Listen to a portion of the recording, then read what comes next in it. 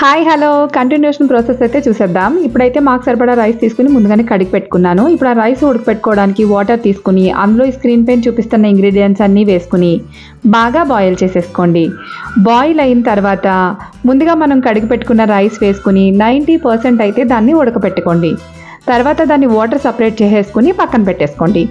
ఇప్పుడు దమ్ చేసుకోవడానికి ఒక గిన్నె తీసుకుని అందులో కొంచెం గీ వేసుకుని హాఫ్ రైస్ వేసి దానిపైన మనం చేసుకున్న చికెన్ని, ఫ్రైడ్ ఆనియన్స్ని, పుదీనా కొత్తిమీర వేసుకుని కొంచెం గీ వేసుకుని దానిపైన మిగిలిన రైస్ అంతా వేసి సేమ్ ఇందాకలాగే చికెన్, పుదీనా, కొత్తిమీర, ఫ్రైడ్ ఆనియన్స్ అన్నీ వేసుకుని మూత పెట్టేసి 15 నిమిషాలైతే లో ఫ్లేమ్లో దమ్ చేసుకోవాలండి.